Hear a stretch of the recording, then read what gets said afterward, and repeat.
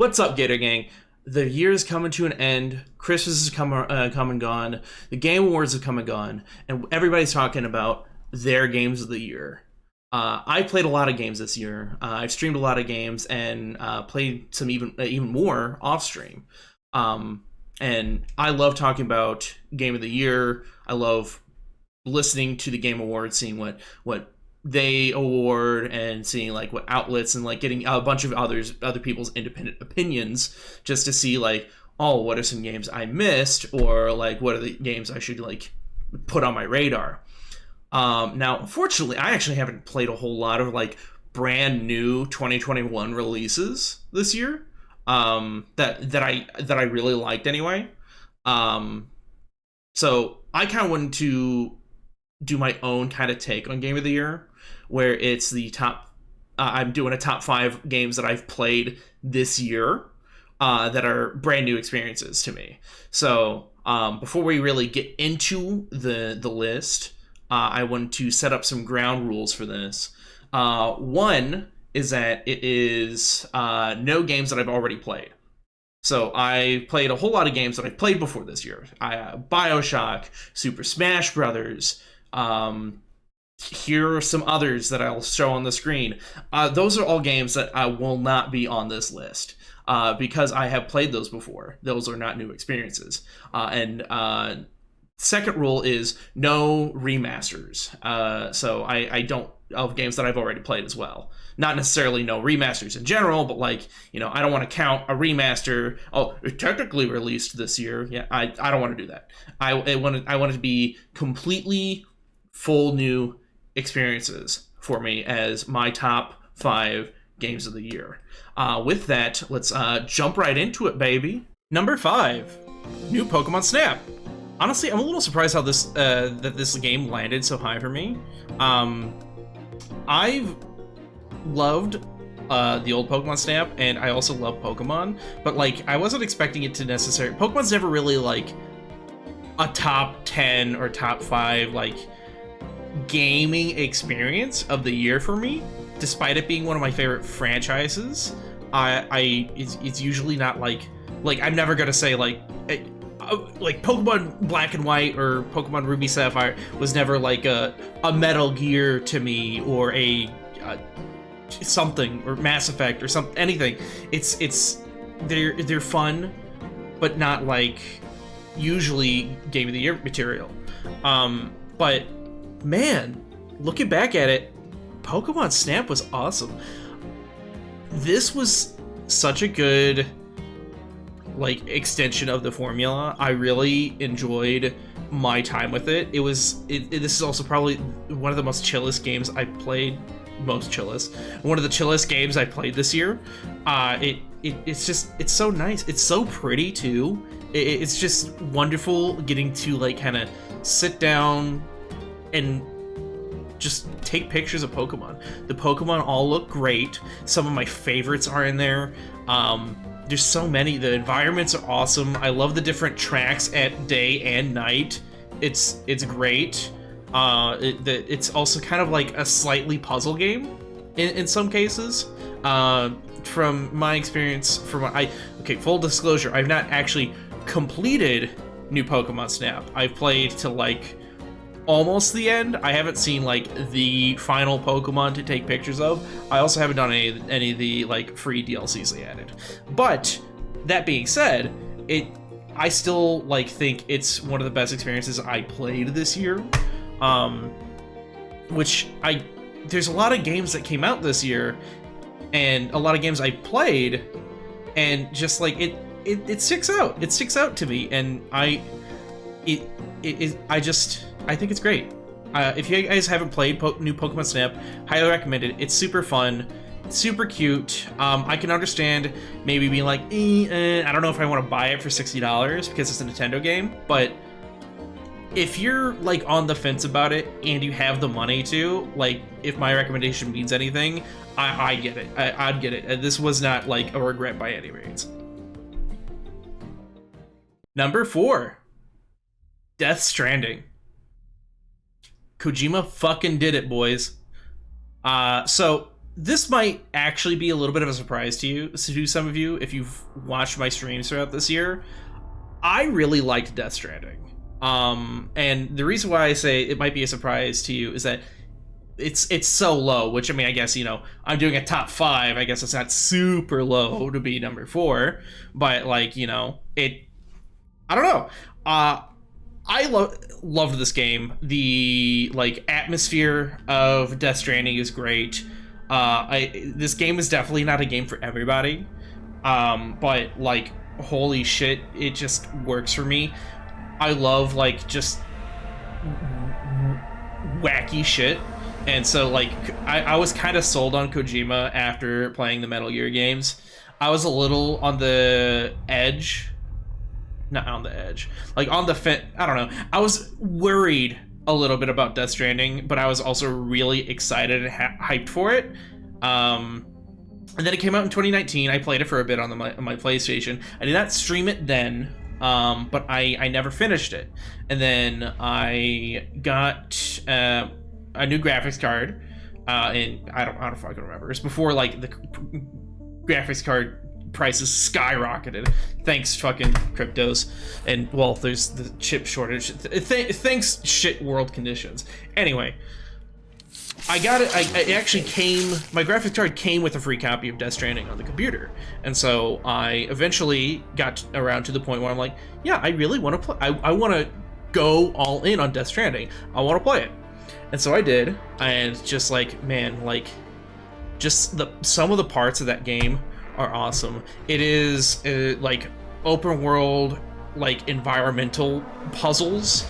Like, I think it's done really well. This, like, game, surprisingly, at least in my opinion, shares a lot of, like, DNA in Breath of the Wild, where it's just you're given, like, tasks, and you just go and explore and do your deliveries.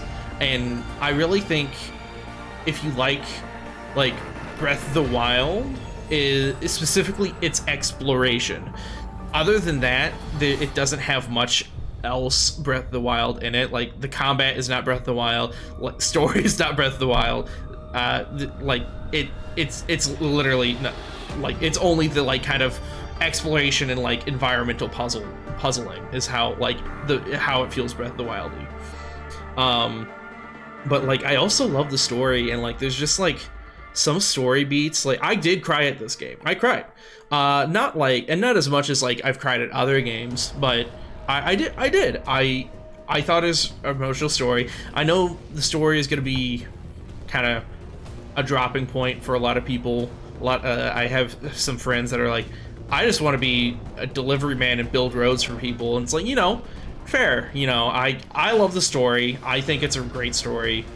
And I also think the story and the gameplay complement each other really fucking well. And I will also say that playing Death Stranding after the pandemic definitely fucking hits different. It hits different, dude. So I think this is a great game. I will 100% say it's not for everyone, but it goes on sale on Steam every once in a while. I think it's on sale now, maybe not by the time this video is posted for viewing, but I'd say pick it up. It's really good. Or if you have a PS5, there's the definitive edition, which or whatever, director's cut, whatever the fuck it's called. I'm jealous. I don't have it. I want to play it. If it comes to PC, I'm buying it. End of story. Next game. Oh, and I forgot to mention the zip lines. The fucking zip lines rip. They're so much fun, and just like, holy shit, that actually was a major changing point in the game for me.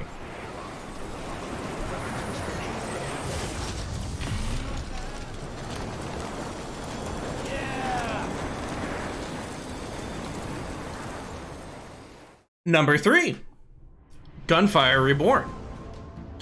Now, I recently bought this game. I haven't been playing this game for super long. It is definitely a recent game. It released on Steam. I don't even fucking know when. But it was in early access. I didn't play it in early access, but oh, sorry, ignore that. I didn't play it in early access. But it like I bought it once it was fully released, and it's so good.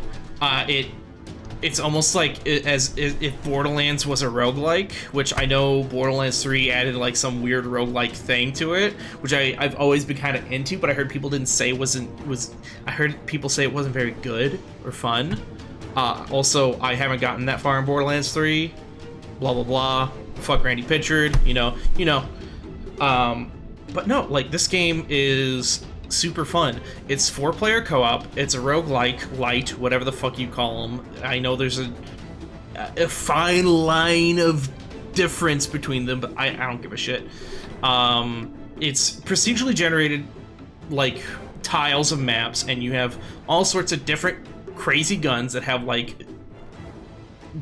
Borderlands-esque modifiers to them, and like there's guns that are dragons, there are guns that are lizards, there's a sniper rifle that's like a seashell sort of thing, and then like you get so many characters. You get your starting character is the cat. He's all right, not my favorite character, but still pretty fun. The dog, who is a basically Gunzerker, and I love it. There is the Burb.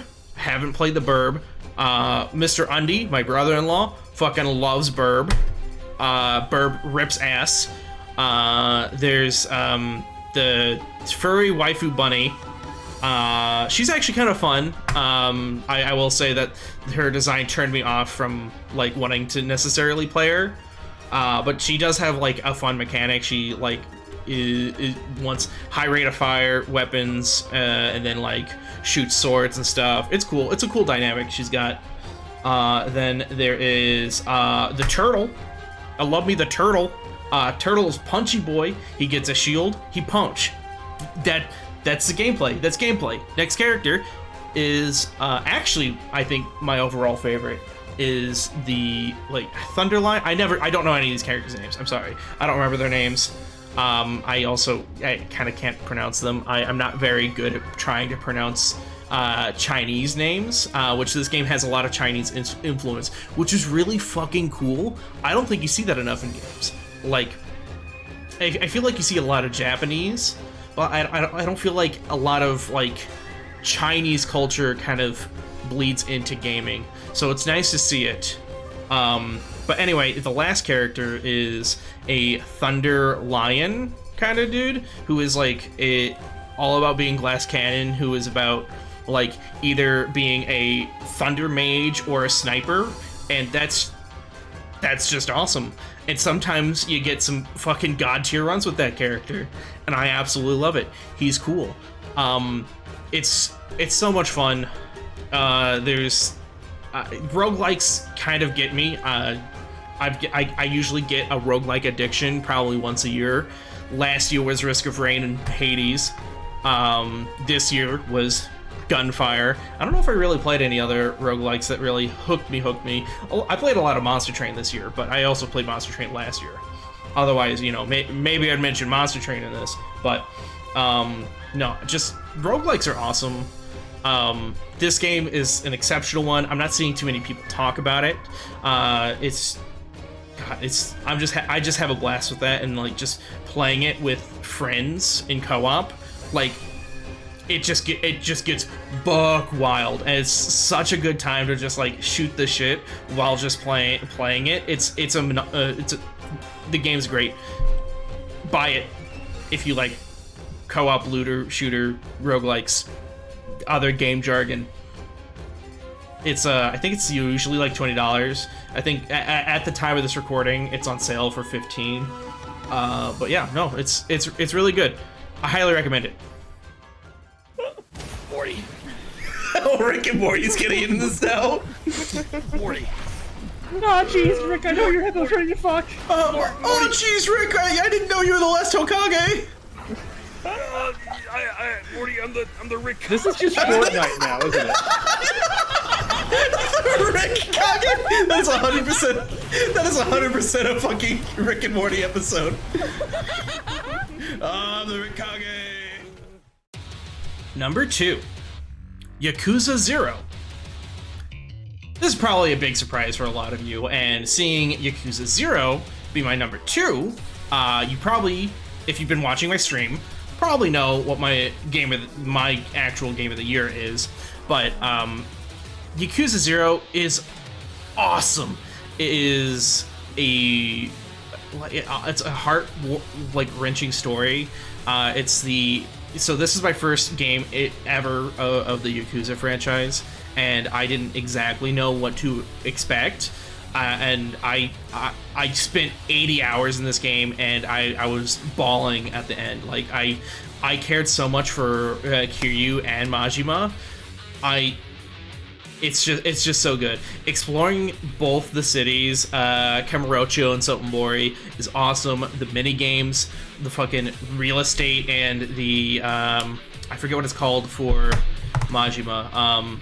If the lady bars have a name, I can't remember the specific name.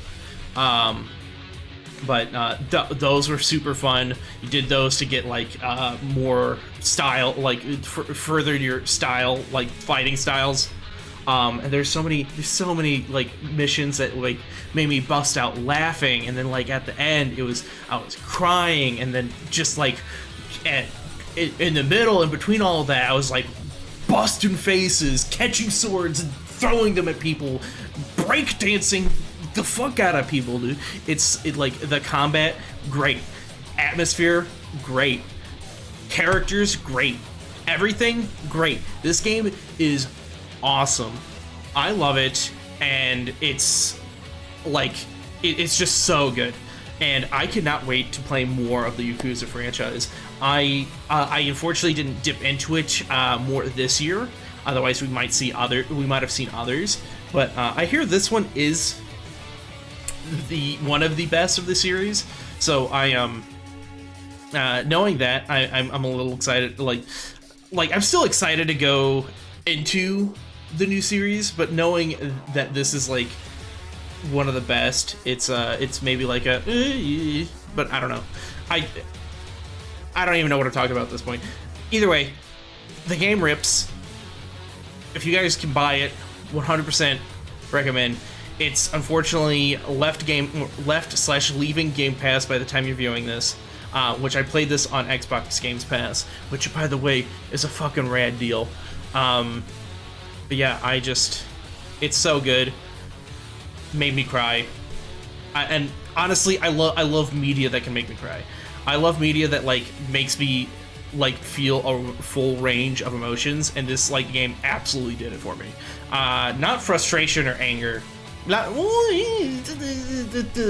frustration.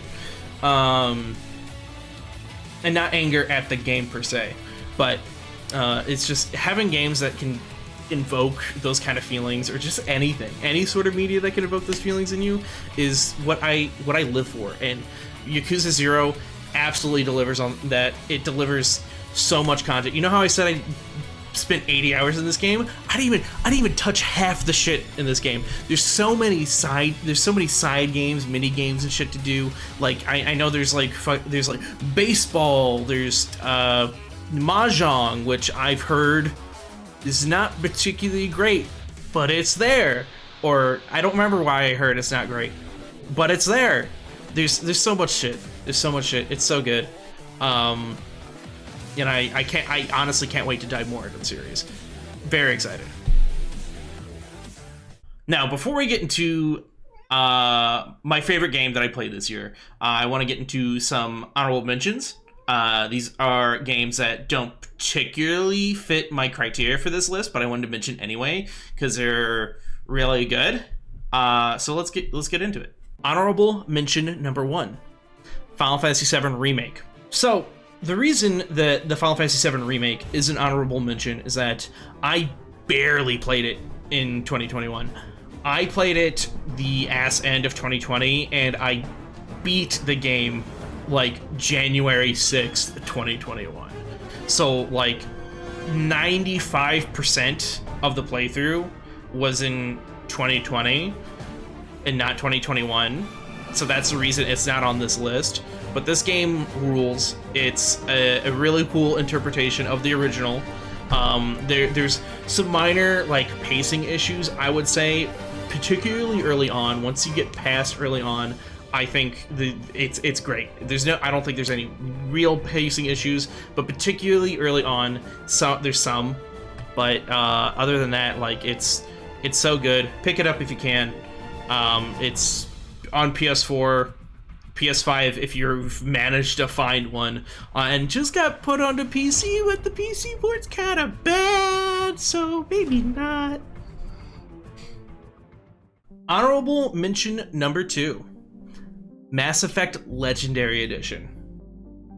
Now, the reason this is an honorable mention, and literally not my game of the year, is because I've played Mass Effects 1, 2, and 3 before. I did not get to play them with all their DLC, but I don't think that's enough for me to say, to like qualify this. But this remaster is awesome. It's got all the DLC. These games are magnificent. I recently just finished the third one on stream, and I was bawling. You know how I said how I love media that makes me like laugh and cry? Literally, Mass Effect is like the pinnacle of this. These characters are so likable. These characters are so good. The gameplay's so good. If you have not, this is honestly a game I think everybody should play. And this like sci-fi is just literally the least likable thing in your opinion.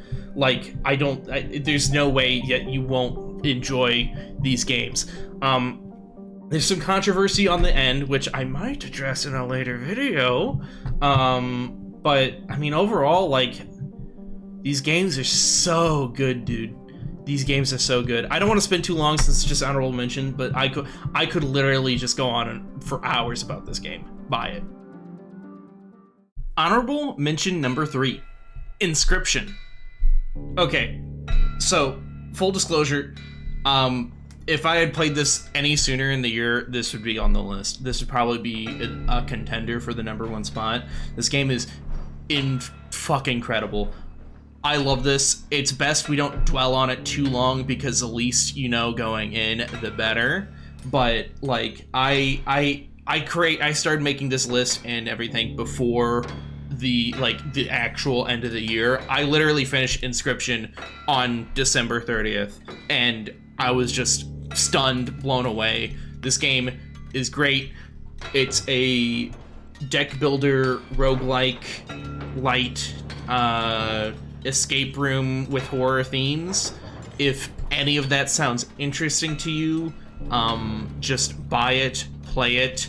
I don't even want to like show too much or talk too much about it. Just straight up take my word for it. This game's incredible. The least you know going into it, the better. And so, for my number 1 game that I played this year, in the year of 2021, drum roll, please. The only thing they fear is him. It's Doom Eternal! Yeah, baby! Dude, okay, Doom Eternal is so fucking cool. This game rocks. I am like almost speechless. I could go on and on about this game. As a matter of fact, I've fucked up recording this part multiple times, and I've done it like 3 different times, each for like 6 minutes long. So that should tell you how much I can just go on and on about this game. This game is so fast. It's so action-oriented. You just dash, dash, rip a zombie apart, dash, dash, pop a Kalku demon's eye out like an olive. Oh, it's so good. There's the power-ups, you get the fucking flamethrower, you get the ice bomb, you get the grenade, you get the blood punch, you get your fucking sword. I don't have a video of me using the sword because I didn't save all the footage for my stream, but the sword and the BFG, this game gets insane. My heart was beating a mile a minute, my blood pumping. I just transcend into true gamerhood, flow state playing Doom Eternal. It's so awesome. And like the music is so good. I don't even tell you about Doom Eternal's music. Everybody fucking knows about Doom Eternal's music. Mick Gordon, although I think he didn't do all of Doom Eternal, something about that Bethesda beef there, Mick Gordon, fucking slapping it. Dude, everything about this game is so fucking good. I love the atmosphere. I love the skill-based like first-person shooter and movement shooter, boomer shooter shit. I've never played a Doom game before this year. My first Doom game was Doom 2016. I played that earlier this year, and I was like, wow, this game's really good. I like this a lot. And then like I'm just being told Doom Eternal gets even better. I'm like, how does it get better than this? This slaps. How does it get better than this? Boy, am I fucking enlightened when I download Doom Eternal on Games Pass and just play it. Immediately, it's just like, okay, this is built differently. What the fuck? They knocked it out of the fucking park for this game, and I haven't even played it all. So I beat the campaign. I did a playthrough on Ultraviolence on stream, but I haven't done the DLC or the multiplayer. I want to do both. The multiplayer seems super fucking cool. Demons versus a Doomslayer. People play as demons while against, I think it's one Doomslayer. That seems fucking rad as shit. I'm just so excited. I've been told the DLCs are even better than the base game of Doom Eternal, which I don't understand how the fuck that can be possible, but I'm so ready. I've already been proven wrong with 2016 to Doom Eternal, so I'm ready. I'm currently doing a Nightmare playthrough, which some of the footage I'm using and some of the footage is off stream, because I didn't record all of my original playthrough. Well, not that I didn't record it. I didn't save it because I'm a dingus. But the game's just so good, and this is one of the only games that like once I beat it, I'm just like, yeah, I want to do another playthrough, like almost immediately. There's some games like that where, but I never end up doing it. Doom Eternal, I actually committed to it. A lot of games I play, I kind of play once. It's because I play a lot of RPGs though. A lot of the games I play, it's like I play through one time and then maybe pick up. If I want to play it again, I'll pick it up in 2 to 3 years to play it again. That didn't happen with this. I was like immediately like, I just gotta do Nightmare mode, man. I just gotta do it. Like it's so good.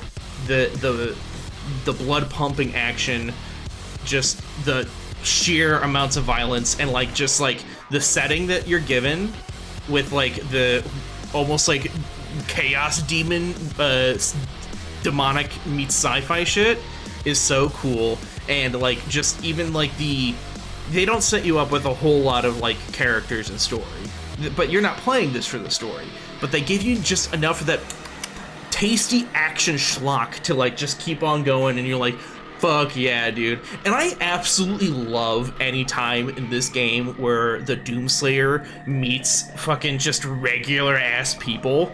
They're all just cowering around him. I don't have a recording of it, but there's a part where he's like fucking like grabs somebody's fucking badge by the neck, around their neck, and like just pulls their chair around and scans something, just leave. This guy is like shitting his pants.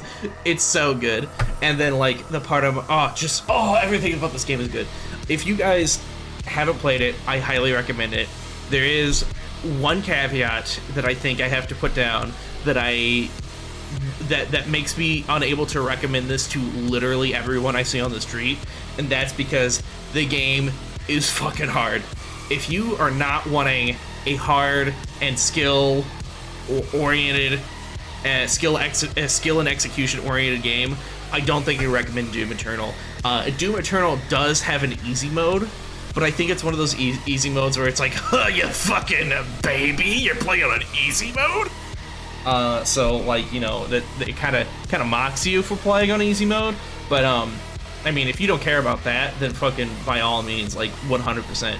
I think everybody deserves to play this, especially if you like shooters. I can see like if you bounce off of this where it's like, I don't really like first-person shooters. Yeah, that's fair. That's all this game is. There's literally no other substance other than like just fast, skill-based first-person shooting. But like if you even remotely like shooters, fucking play Doom Eternal. It's so good. Almost retroactively, it makes every shooter I played just worse in comparison, because that's just how fucking good Doom Eternal is. All right, and those were the top 5 games I played this year. Some new, some old. Most of them are newer. I didn't play. I guess I didn't play that many older games this year, but I just didn't play enough brand new 2021 games to like make a full list out of that. So I just wanted to make a top 5 games I played this year with some honorable mentions. I hope you all enjoyed it. I hope it wasn't too long. It's doing this part. I have everything done, and it's like 30 minutes already, so it's definitely kind of too long. I started this off as like maybe with like a scripted conversation of all those games, but then I kind of was like, I'll just freeform it and like let me just ooze out about those video games, just because I think that's how I do things best. I don't know if I operate well with the script, but that might have made it. That might have been what made it too long. So let me know if you liked it. Like, comment, and subscribe, and be sure to follow me on Twitch as well. You can also join the Discord. Links are all below. But most importantly, guys, thank you so much for watching in 2021 and supporting me. It wouldn't be the same without everyone's support. And like, there's everyone's support matters, but there's some specific people I want to thank. I want to thank Convoy, Mr. Undy, Kaylee the Cat, Hip Ginger, all my mods, Dazzo, everybody, Chocobo World, White Prince, Dragon Apex, Yobi. Also, thank you, Pansky. I forgot to mention you in the first part. I'm sorry. Thank you very much. You all have like provided some excellent support over the years, and I wouldn't, honestly, if it wasn't for all of you and supporting me, I wouldn't be doing this still. I don't think. And now I am trying to do some YouTube videos that I find to be a little more on the creatively fulfilling side. I had a lot of fun making this, and I hope it's fun to watch. I apologize that it's so long, but hopefully I did a good job. Let me know if you like it. Bye!